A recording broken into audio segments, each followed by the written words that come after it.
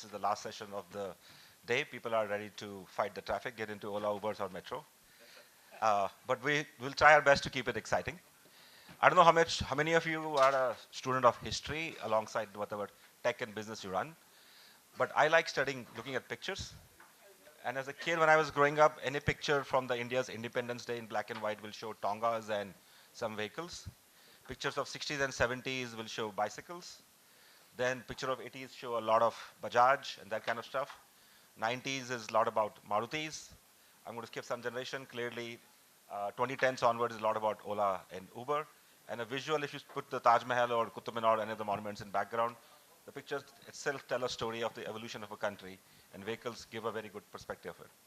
And what we are trying to discuss here is, what does it look like in 2020? What does it look like in 2030 and going beyond?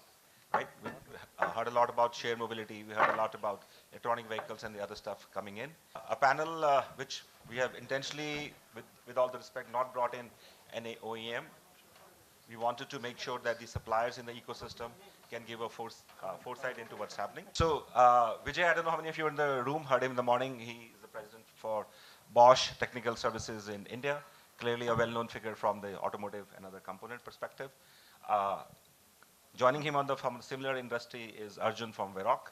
Varroc is one of the leading automotive component players from India, servicing both the Indian and the global market. And keep in mind that whatever you see in a vehicle actually gets made by a component player. So they do have a more futuristic sense of what's coming down the line. So it would be very good to get their insights. The second view, you are inside the vehicle. What do you do? We have heard a lot about the connected cars, both from what a driver or passengers can do, and with telematics, what the car themselves is providing information. So we have Vinay from Microsoft, with their strong partnership with Volvo, with stuff they're doing with Ola, and multiple connected platforms. Would be good to get a sense of where that journey is going. And Senthil from DMI is one of the companies that has been working on the GM's OnStar program, telematics, and all the other things for the last 15, 20 years. Would be very good to hear from him. The learnings from the last 15 years in the pre-4G and 5G world, how does that change as we really get into a more data set situation? But we all know the exterior of the car is good, what's happening inside is good, but it's the combustion engine that's going to actually drive how good the vehicle moves. And that's why I thought it would be very good to have a player from the moving alternate vehicle industry. And we'll hear a lot about what's happening from the Project Lithium and stuff going on. Fair point, and we'll try to keep it interactive. I'll start with Ashwin. And I know that question has been thrown around, so I will shamelessly ask is, when do we actually call a decade ready for an alternate vehicle? Excellent. There are two ways of thinking about the future of vehicles. If you take that phrase, the future of vehicles, why do we think that the future will be different from the present? If you ask that question, there are two ways of slicing that. One is to say that we will have certain needs in the future which are different from the needs that we have today. And to meet those needs, you need a different kind of vehicle. That's one way of, for example, shared mobility is becoming more common for a variety of reasons, and you need to be able to service that. But actually, I don't think that's where the real sort of value proposition is. The real value proposition is to answer the question, what are the things that we need today that aren't met by the vehicles that already exist today? And therefore, just making those vehicles itself becomes the future of the vehicle. And whether it's electric or not, you can begin to pursue that. So at Lithium, we took a very simple sort of canvas to work on. Everybody says that in 15 years, 20 years, you're going to have a largely clean fuel powered mobility status quo.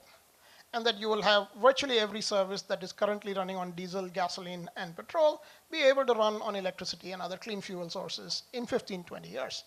So we essentially asked only one question. Why can't it be done today? Right? So you just ask the question, why can't it be done today? And you work backwards from that. So you say, okay, vehicle availability is one problem. Power infrastructure is another problem. Charging is another problem. And if you deconstruct that, one could argue about the sustainability of that choice itself in such a scenario. But in any event, he said people run this car 60 kilometers a week. So I put the question to him, can this car run 220 kilometers a day? He said, well, we didn't build it to run 220 kilometers a day. I said, but that's not the question. The question is, can this car run 220 kilometers a day? And if you run it 220 kilometers a day, what will happen? And working backwards from there, we began to run that same car, the two-door E2O that he had built to run 60 kilometers a week. We began to run it 220 kilometers a day. And now we run 120,000 electric kilometers a day. So I think if you begin to ask what the future is in a way that works backwards from the goals you seek to achieve through mobility, not making mobility itself the goal, but the goals that you try to achieve through mobility. Frankly, if you have co-located housing and office blocks, you shouldn't be worrying on the mobility problem. You should just figure out how to walk over there. So in a way, the mobility goal itself is not very important. The goal you're trying to achieve through mobility is the one that you work backwards from. That's one part of it. The other part of it, I think, is that when it comes to the unit economics of vehicles of the future, I think there will be market segments where the unit economics are right and market segments where the unit economics are not yet right, but will become right over time. The sense from around the world is that existing manufacturers are not going to make those investments to drive the transition fast. There's a reason the Tesla story is powerful. It's not just the oddness of the guy or the coolness of the product. It's really the fact that what are all you other guys doing? Why is it that somebody who isn't even part of this industry is coming and tell you how to make this car?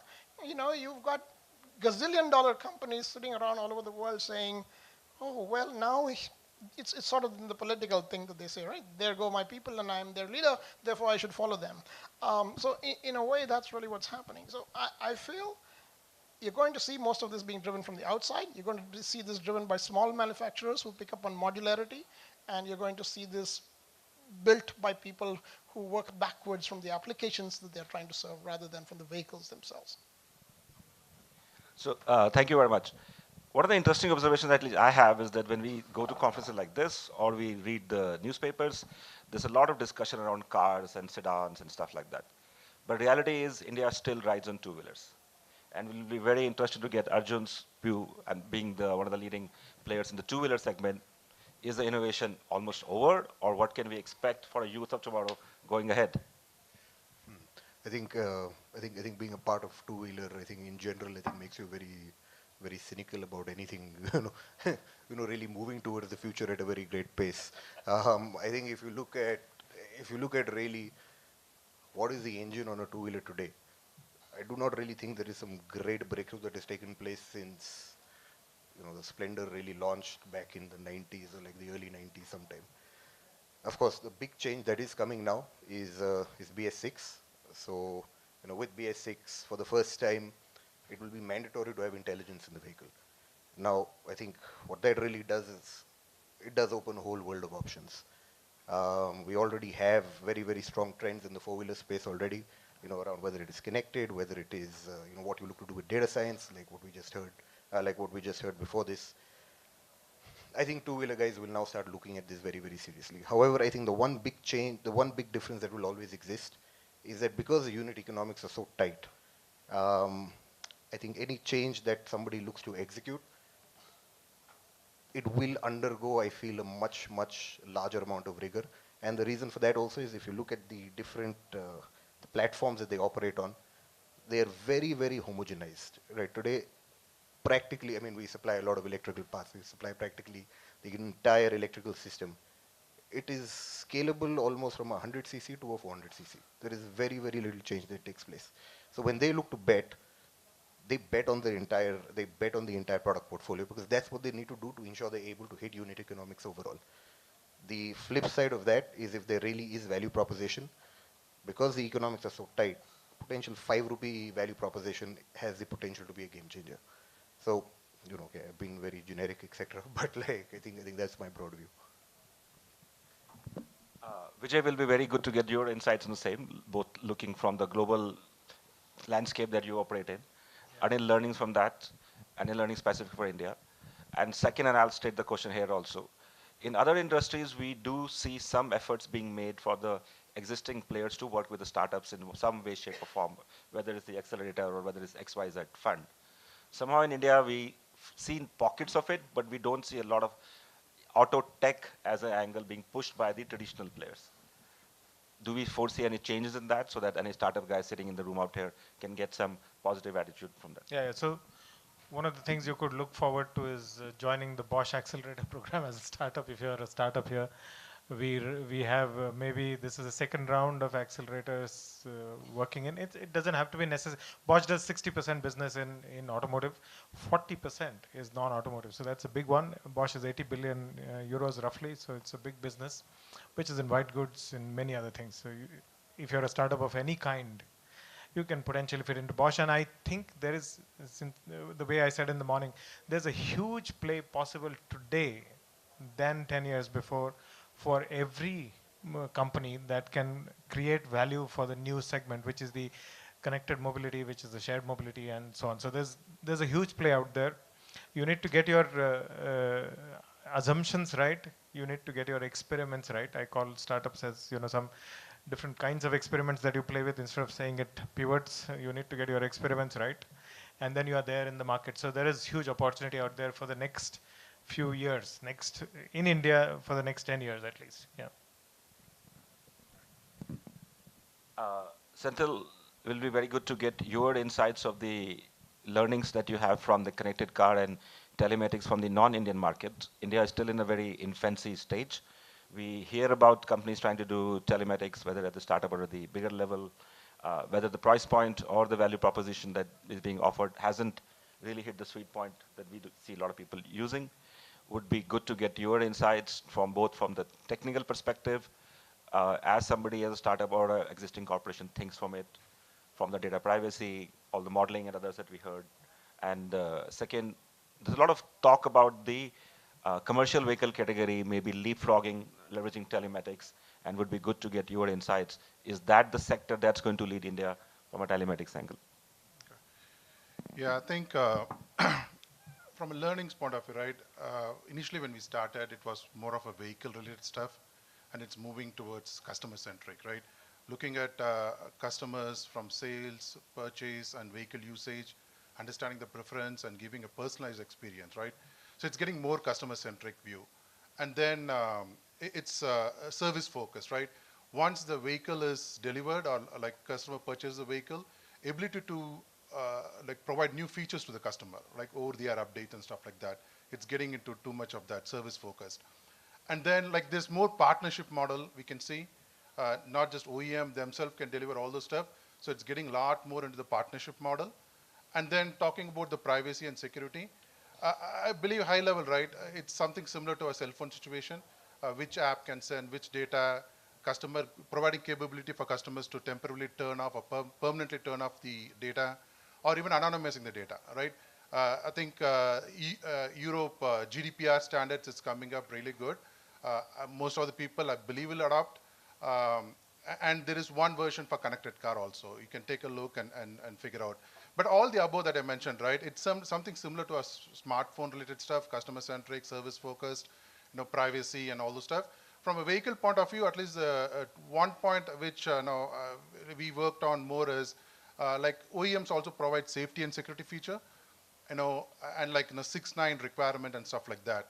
So they take it very seriously. And my experience working with multiple OEMs, safety security takes a much higher priority, privacy of course, then comes monetization. So they take it very seriously. And putting a system for save like 6.9 stuff like that, it's hard, so that's one. And then with the whole mobility stuff that's going on, ownership, to usership, right? That pattern is coming. So even if you're temporarily using a vehicle, like in a mobility type scenario, how can you give a personalized experience to the customer, right? In case of rental and stuff like that, a couple of global OEMs, a keyless entry, right? So like even the safety aspect. So even if you're using a temporary for a short term or long term, how much personalized experience you can bring into the customer in vehicle. So OEMs are thinking along in that direction. Thanks, Senthil. Vinay, you're not the last, but it is very interesting to see a leading technology player on the stage for a transportation summit. So first of all, thank you very much for being there. But clearly Microsoft has been playing in the space for the last 15, 20 years. Would be good to get your insights from the company perspective. And seriously, what do you guys see at the whole global footprint and maybe India specific? So first of all, thank you, Vinish, for having us over here. I think it's a pleasure to be here. So at Microsoft, as probably you all know, we are investing heavily in AI, ML, next generation technologies, and we're working across multiple industries. So financial services, media and entertainment, retail, e-commerce, etc. But if there's one industry which really gets us all fired up and how profoundly it'll impact humans in the next, 20, 30, 40 years is the automotive industry. I mean, the impact that it'll have on our life and maybe our children's life is just immeasurable. The future, when you think about this and when you try to imagine it, is just unbelievable. It's really cutting edge. So there are four scenarios or four sort of drivers, and I think you talked about it in the morning, but just to give the context here from our perspective, and to keep it sort of within the context, maybe by 2030, how we see things changing. So there are four scenarios which are really driving this change. The first one is connectivity. So by 2030, we believe all cars, almost 100% of the cars which will come out, will be connected in some form. So connectivity would be across all cars, basically in the next decade. The next one is autonomous driving that you've heard a lot today. So that will be much sort of smaller share. So about 10 to 15% is what we believe of cars coming out by 2030 would have autonomous driving, and mostly maybe in mature markets. And then the third one that we've also heard is shared mobility. So shared mobility, we believe about 1/3 of the passenger traffic miles driven by then will be on shared mobility vehicles like provided by Uber, Ola, Lyft, Grab, and other companies like that. And the fourth big trend is, of course, electric vehicle, which is where we see about 1/4 of all cars worldwide. It may be higher in India and China because of government regulations, but 1/4 of all cars coming out by 2030 would be electrically driven. So with all this, there are a lot of car manufacturers who are sort of working with us. And what we have created is basically a connected vehicle platform, which leverages our cloud infrastructure and also provides several services which are in-car, for example, predictive maintenance, in-car productivity services, in-car entertainment services, which are powered by some of the technologies that we already have, such as Cortana, Skype, and some technologies that we are building, which are part of Azure cloud infrastructure. So we are working with a lot of leading companies worldwide. Volkswagen, we just signed a deal with. Renault, Nissan, we are working with very closely. BMW. Closer to home, we have signed a deal with Ola. We just signed a deal with Grab in Southeast Asia.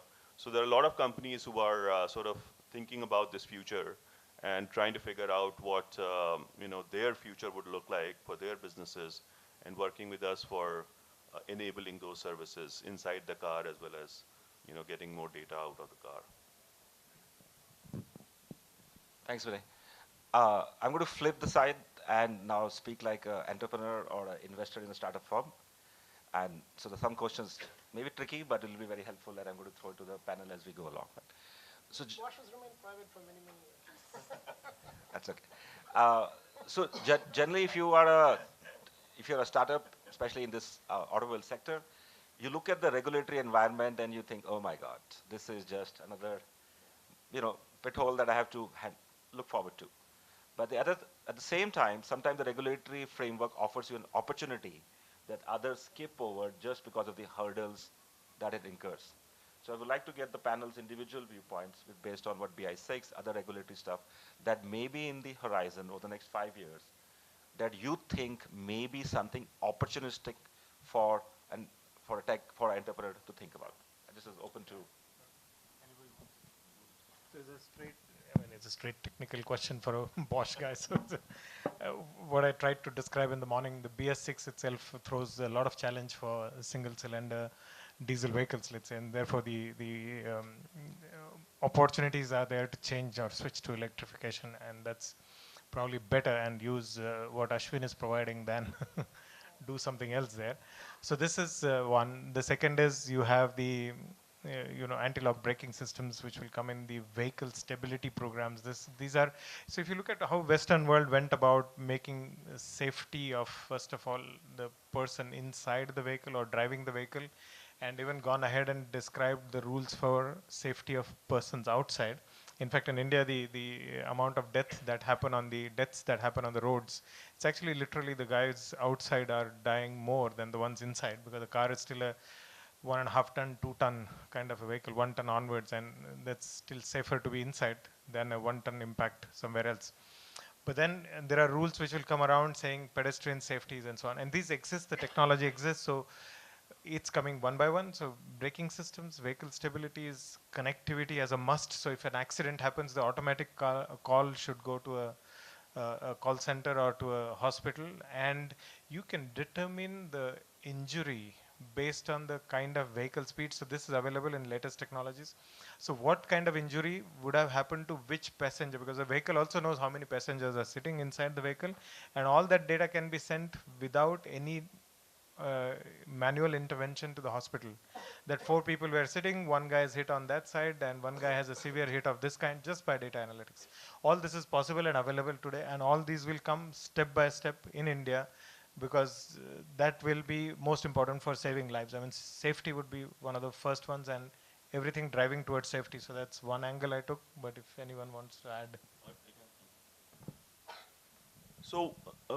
So one of the actually changes that we see because of all this connectivity, etc., is that it'll create, in our view, it'll create by 2030 about $1.5 trillion in incremental value from the automotive segment.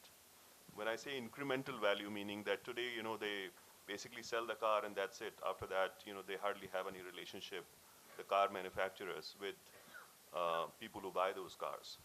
But because of connectivity, because of all the things, all the changes which are happening, this will be constant, services that they'll offer, and some services will be subscription services, some services will be along the lines of what you said, event-driven services. But this will create a tremendous amount of value for entrepreneurs to participate. So it's like the old telecom world versus new telecom world. Now, there are a lot of data services which are coming. So the phone is not as important as the data services which reside on the phone. Similarly, in this segment also, the hardware, the vehicle will be there, but I think more importantly, I think services which will reside on top of it.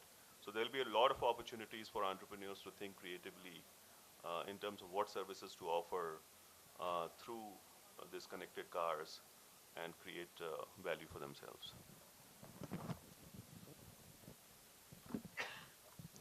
I'll say 3 things. First, which is that what is driving this change? We're seeing a convergent environment. Mobility, energy, and buildings, all these markets are converging. Right? The electric car is essentially a convergence of mobility and energy. Right? And today you could go to an office environment and say, why are you renting space to a Yahoo or an IBM? Why don't you rent space and mobility? So building management and mobility and energy and all of that can be bundled all the thing. I think in the future you'll have large tech park type places that say per square foot you pay me for all the services kind of thing. The consequence of this is that a lot of the decisions in the future are not going to be made by the input participants but by the operator.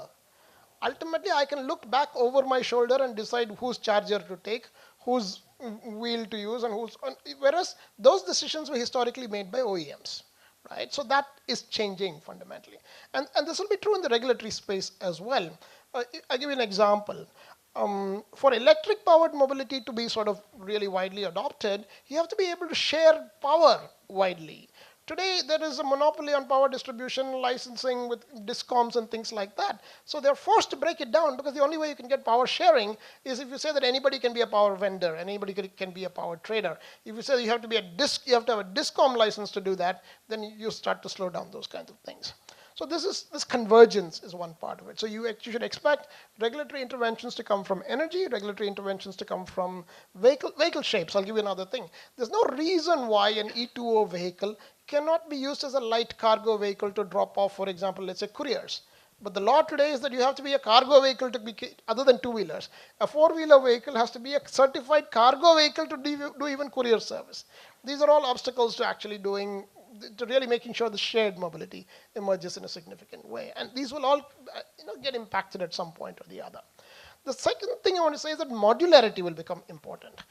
If you imagine that you want to transport a truck full of feathers, historically, we always thought that weight and volume were correlated, right? But why should weight and volume be correlated? So a battery-powered vehicle, a clean fuel-powered vehicle will help you break that tight correlation between volume and weight. You should be able to put in a small battery and run a truck full of feathers if you want to. You should be able to put a really large battery and run a lead brick chassis if you want to. So I think that will also happen. Modularity will become the key, and instead of manufacturing plants that make 600,000 vehicles in large facilities, you will get, everyone will make 6,000 vehicles in this district and 20,000 vehicles in that district. Assembly will become the norm in something. The last thing we should look for is regulation in people and how people's time is also used in all these industries.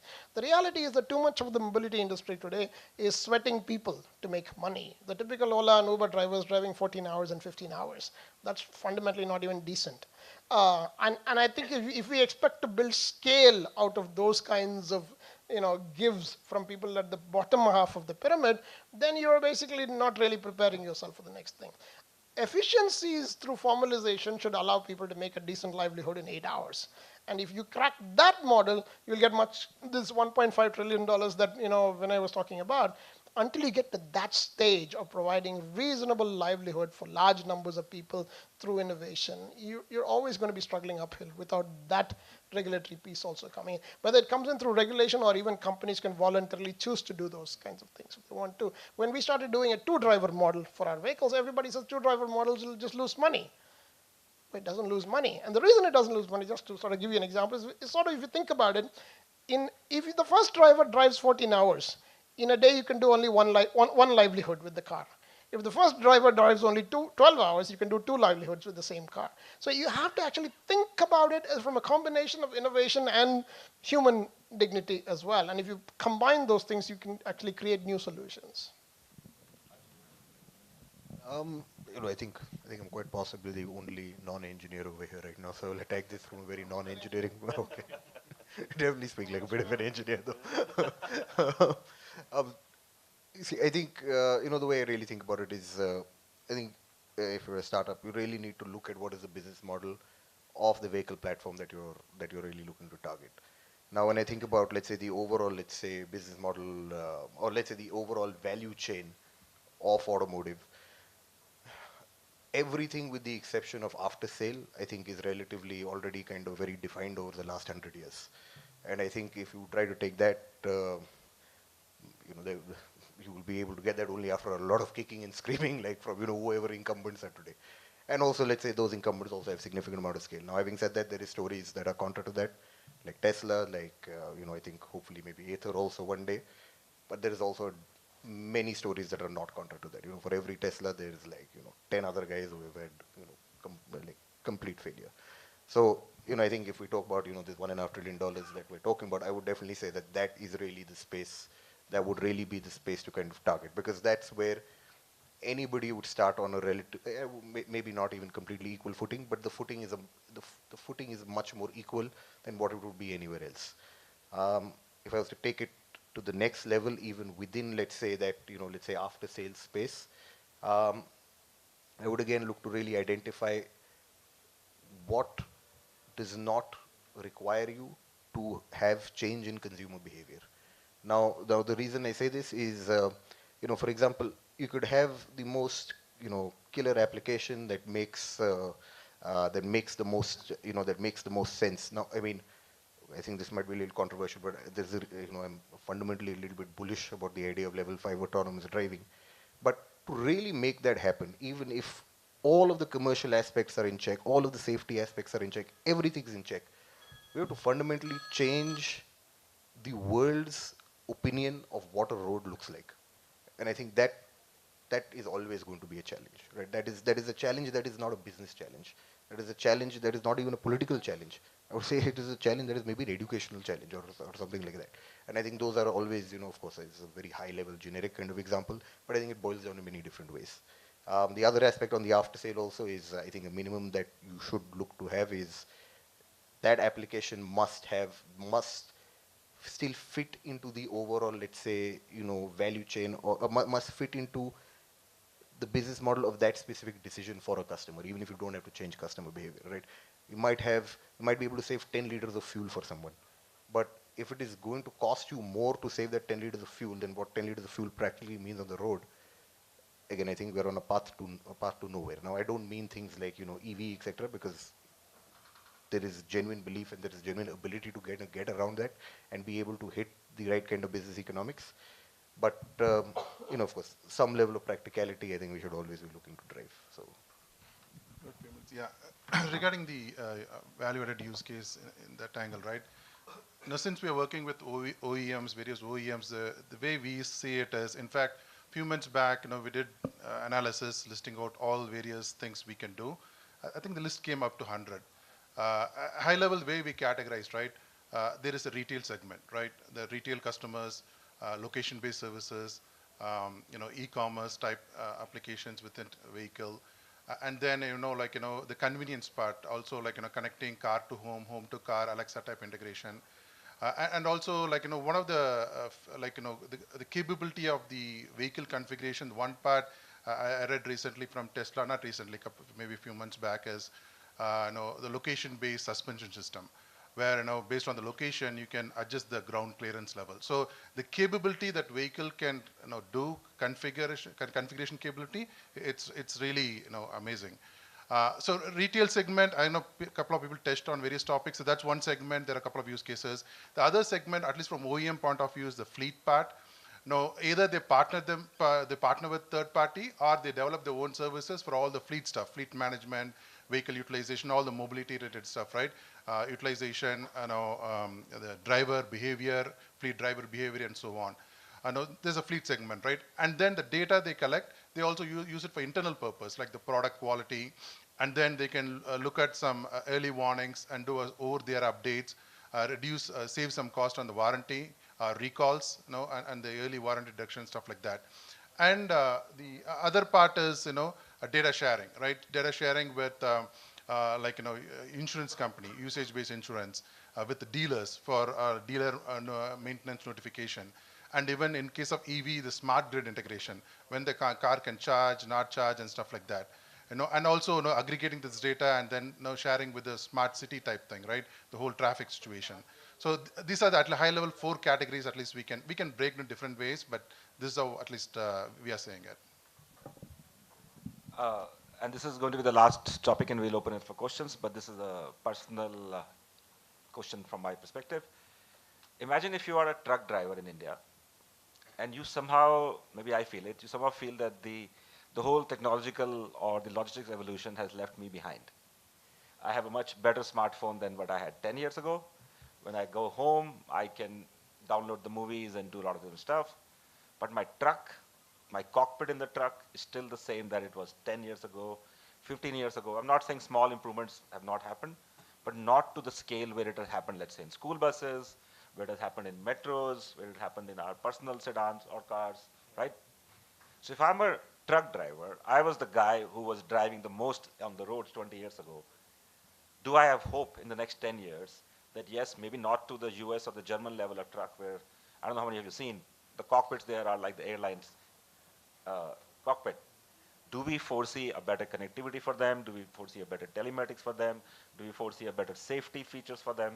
Just an open question from the commercial fleet perspective. If you're a driver in that space, do you see a better world for you?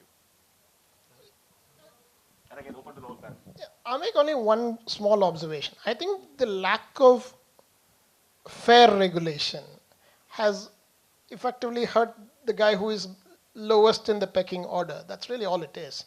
Today, the reason you don't have better unit economics and better products that strive for those unit economics is that the externalization of your cost is possible. It's the same thing like in the garbage space, right?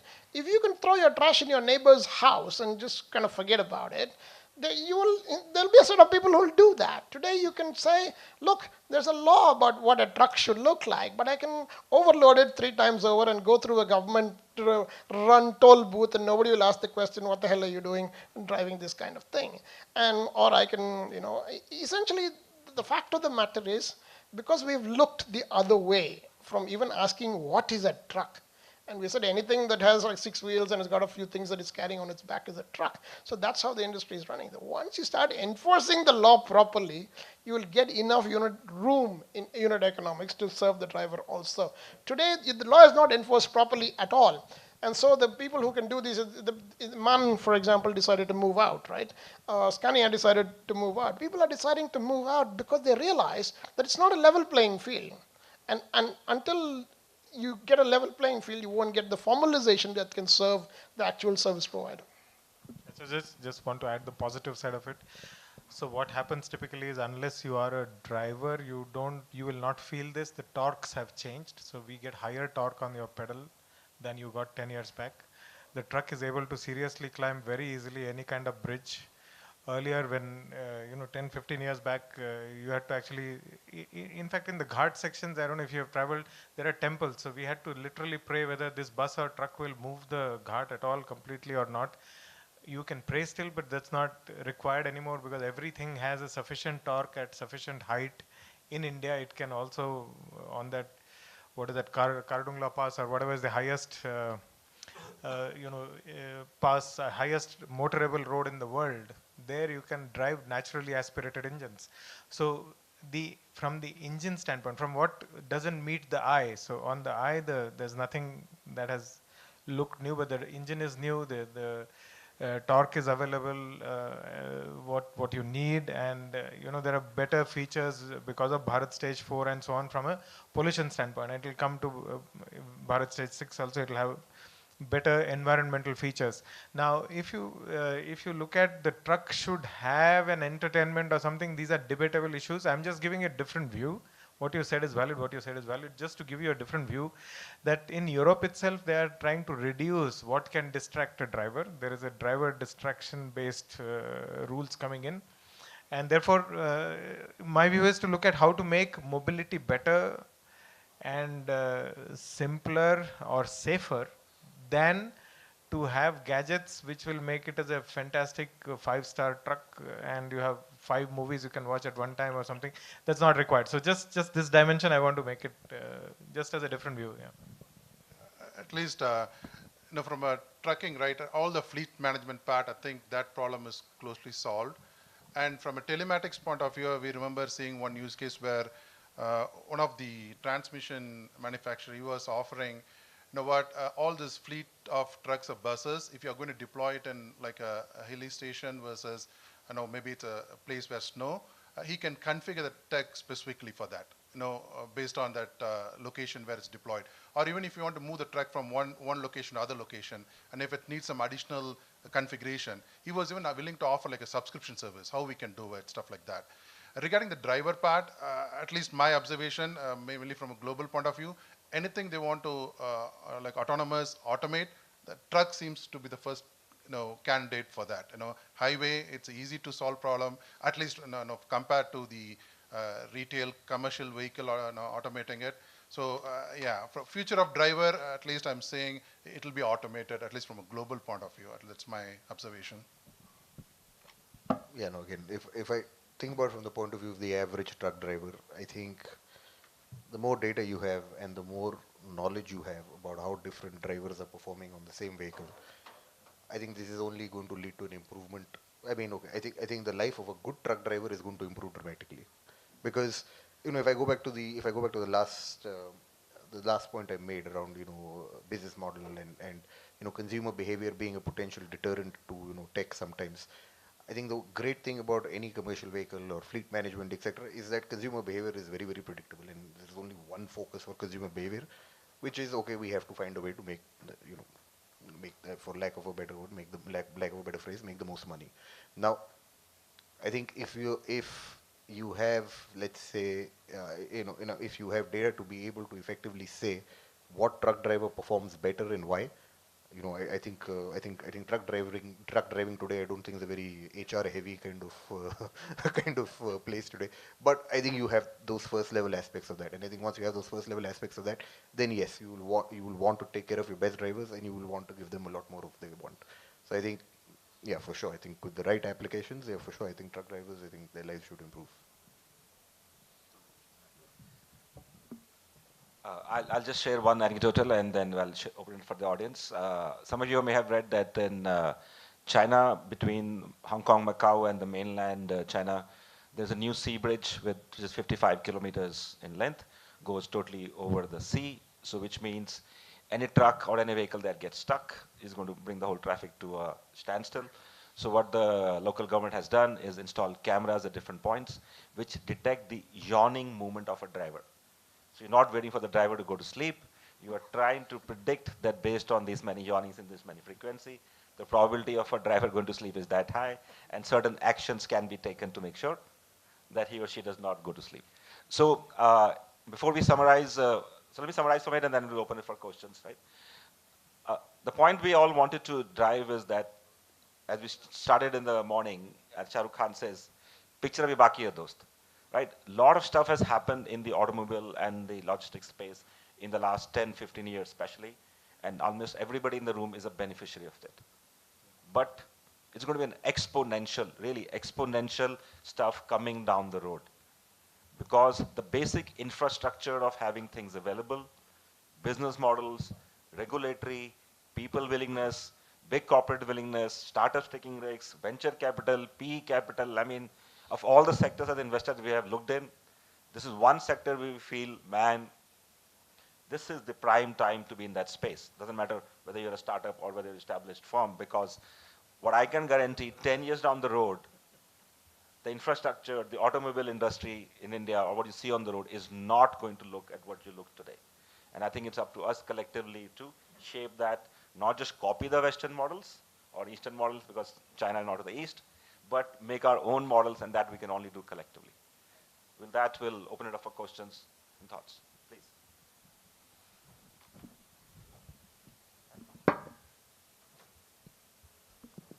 Hello.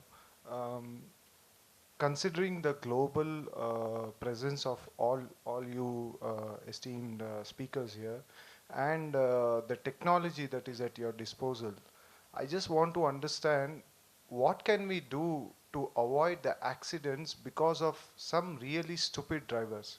Because I saw an accident in front of my eyes where a guy, not drunken, completely crossed over into the opposite lane and hit a bike driver, and on spot he was dead. Yeah, this happened just on Nice Road. So I just want to see, there is definitely a certain aspect of government rules, because Nice being a private road, and there being a technology that could be used, like as you said, installing cameras that can detect yawning. So there could be cameras installed in such roads which are detecting such stupid maneuvers by stupid drivers. Yeah. So what's your take on this, or is something done in this direction? Yeah. Yeah, the example you gave, actually there is no other way other than machine driving itself that will save it. Because at any kind of safety levels on any kind of vehicle, if you just decide to go off the road, the vehicle doesn't stop you from going off the road because it's not taking a decision for you. Or if you just decide to take a U-turn in the middle of a big road, there's nothing that technology can do. On a high speed, there's nothing technology. There are many other possibilities, but the only chance here is to say all vehicles should be autonomous, and then of course it's possible to control that. So there are two kinds of safety elements, right? That one is to protect you from others, and the second is to protect you from yourself. Nobody can protect you from yourself. And that's really what I think the kind of example that Vijay is referring to. On Nice Road in particular, I'd like to know where it happened, because there's a ditch running in the middle between the two highway segments. So it's not easy to cross the road on Nice Road, unlike a lot of the other roads. Having said that, we don't make enough of a, design is the real key in all this. Road infrastructure design is an important part of it. And also, a lot of us who are coming at it from the informatics space and from the engineering space and all of that stuff need to pay attention to the transportation people also, right? I heard Goda say that, I wish there were not bus stops at the intersections. All over the world in the best cities, the bus stops are at the intersections. The bus stops should be at the intersection. There's a reason for that. If you knew that, you wouldn't say that. But the reality is that design is an important part of this thing. Segregated turning movements, sheltered turning movements, these are all standard parts of design in road infrastructure. Our national highways are terrible. On the high-speed lane, you have a curb that is less than 2.5 feet from your tire for close to 50,000 miles, right? Everywhere on the national highway network today, there's a hard curb next to the high-speed lane. Nobody does that anywhere in the world, but we still think these are great roads. So in a way, I feel the only thing that can be done constantly to keep improving in the current scenario is to improve road design. There's still a lot of room to improve safety through road design. But the kind of incidents that you talk about, it's unfortunate, but you try to minimize them. Machine driving is really the only way to. Yeah.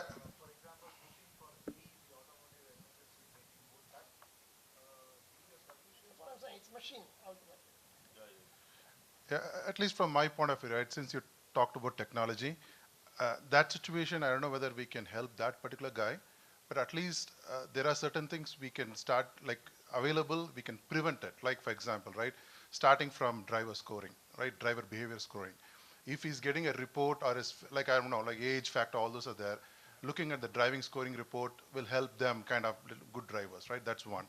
And then ADAS, right? Automatic driving assistance systems, a lot of features coming, automatic braking, lane departure, and all those stuff. There's a new standards coming in globally for V2X, right? V2V communication, those things, right? And then out of all this stuff will help him prevent it. But if something goes wrong, like something like you said, right? Like, the emergency call, right? Even if they're alone, unconscious, getting a call to the call center, I believe he mentioned it, able to provide assistance at that particular time, right? Knowing the location and stuff like that. So these are some of the stuff that we can do to help prevent it or help him from that. At least that's a viewpoint I have on that. So let me take this technical viewpoint for 30 seconds, right? So you break the problem into detection and action. So detection is there's an abnormality in which because of XYZ reason, so much distance got covered in an opposite direction within a defined period of time, and systems can be designed to qualify that as abnormality. Most of the libraries today are made for the Western world, in which this behavior is very, very uncommon. A high truck beam coming on a wrong lane in front of you is a use case that is very specific. So as a startup investor, we are looking for companies that are willing to spend time on India-specific use cases. A bicycle crossing in front of you without a tail light is not a use case in the ADAS manual or other things that we look at. India-specific, right? So this is where startups can add a lot of value. Then it leads to detection, to action. Yes, can we stop the vehicle automatically if the deviation is that significant at a particular location? Technically possible. Can the regulatory environment enforce that, or can be a higher response? That also is possible. But fundamentally, action in stuff like that goes back to education of the drivers to understand what's right, what's wrong, and that's a process that has to continue as the technology will evolve, right? I mean, as the gentleman said, it's very hard to save you from yourself, right? But the first point, yes, there is advancement happening. Platform companies are looking for India-specific players who can build those libraries for them for specific use cases that they can integrate.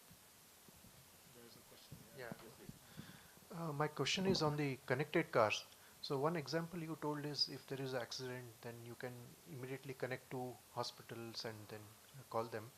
But this needs an ecosystem of connectivity to hospitals and various agencies. Yes. So sometimes it gives a feeling it's a hype, because even now if there is a accident or ambulances have to go via the cities, they are trapped, and so this needs an ecosystem where not only technology is not the only player, but many agencies are connected. So is it only something in abroad it will happen, not in India, or because facility from technology will happen, because immediately something happens, you will get a message and you can decode what's really happened, but the other ecosystem, are they ready to take this on, connected cars?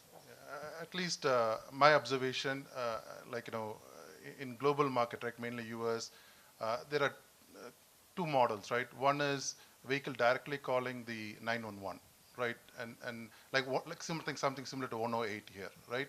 Vehicle directly calling there. I believe N4 does it here. If something happens, it will call 108 and it will give the lat and long and Bosch. Okay. That's a Bosch application available end to end in India. Yeah. It dials the GK services of, it's completely available. Ford chooses it, if Suzuki chooses it, Tata chooses, done deal. Yeah. Otherwise, they have to, of course, yes.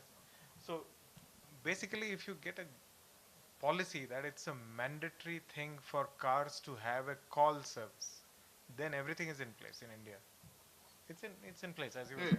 See, Europe, they got e-call standard, right? So that's pushing everybody to do it. Yeah, if they standard, there is some aftermarket solution available. But yeah, if there is a mandate coming in, I think technology is there. And the thing is, right, one is directly sending it to 108, or I have seen even OEMs, they have their own call center, take the first level of calls, analyze the issue, like even OnStar, right? And then they connect to their respective agency and they coordinate all the emergency procedures. Yeah, my understanding is like all these global solutions come here.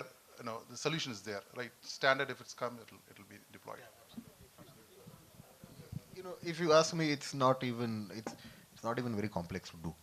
Right. I mean, today, for example, there's no difference between an Ola sending an alert to your family member and a car, which is already widely done, and a car sending an alert to an hospital.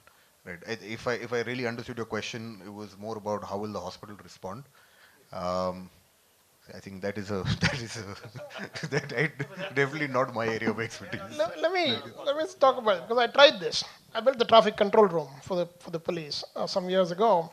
And so we called all the hospitals and said, look, all we really need you to do is to give your ambulance driver a phone out of which, essentially a location trackable phone. Yeah? And this was some years ago, before location tracking was widely available. But even 3-4 years ago.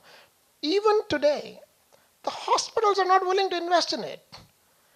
Right? It's very simplistic to say people are not letting the hospital go. Find me a hospital that's actually willing to say, I will make sure that my driver has an ambulance, a location trackable phone, and that during every service operation, I will leave the phone open. Because if he leaves it open, we've already built the piece to open the signal. But that part is done long ago, 3 years ago. The hospitals are not using it.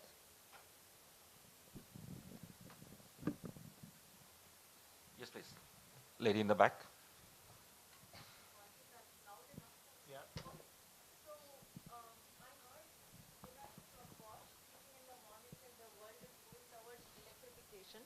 And I think the Europe is also moving towards electrification.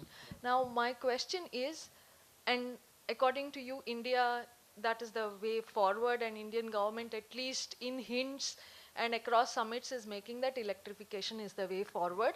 Though they have not made any concrete attempts in making electrification success, is it now electrification is the only way, or are there alternatives, fuel, biofuel, also something that is in the pipeline?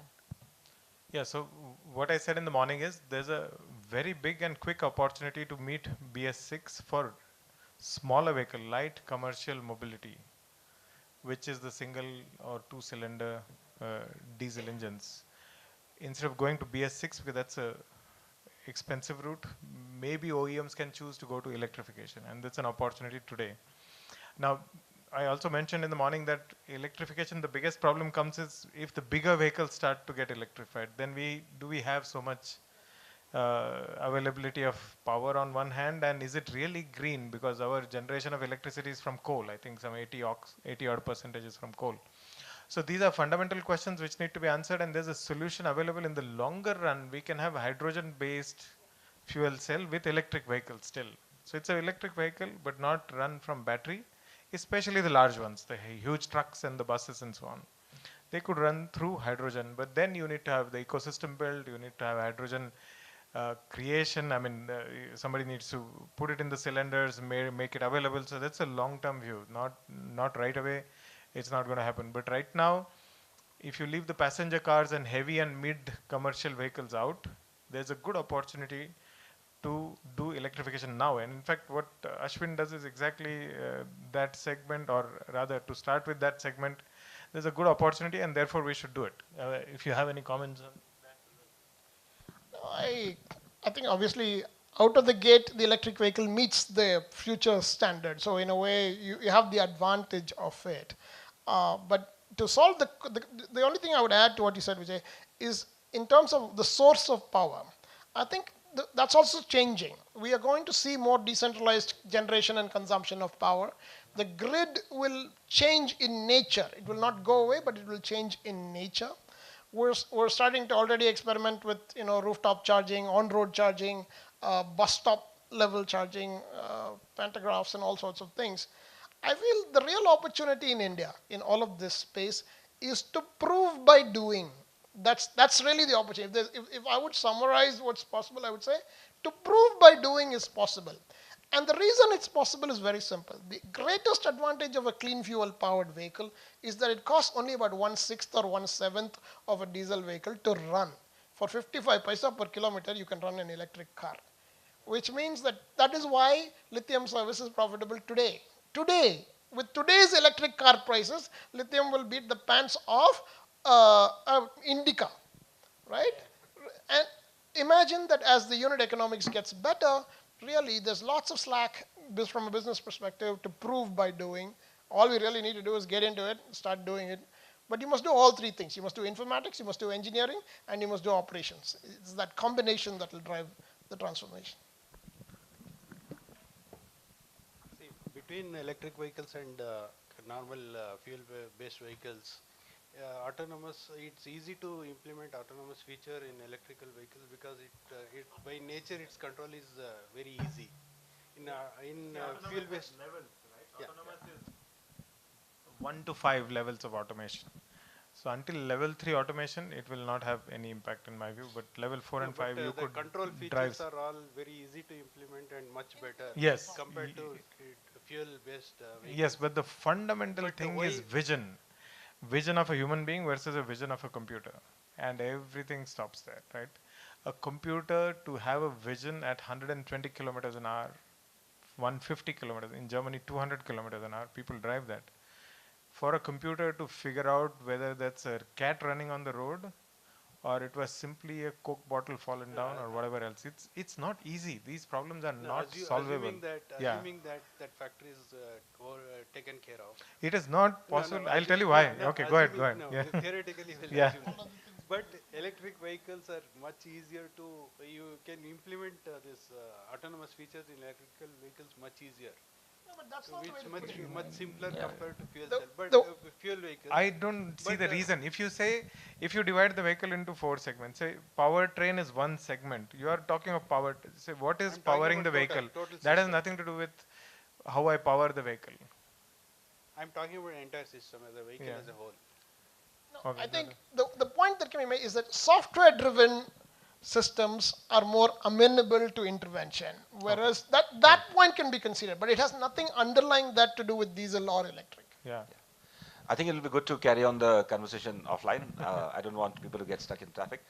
But again, being a very positive enthusiast about the space, my personal wish list is, again, if you look in history, the trend started with Ford, with the assembly line becoming the cool thing in the world. Then Toyota coming up with lean manufacturing, coming up with something new or cool. Tesla became cool and still trying to be good or bad, I don't know, but cool in some sense. China has definitely taken an lead in the EV cycle. I wish 2020 is about India doing something really cool of our own.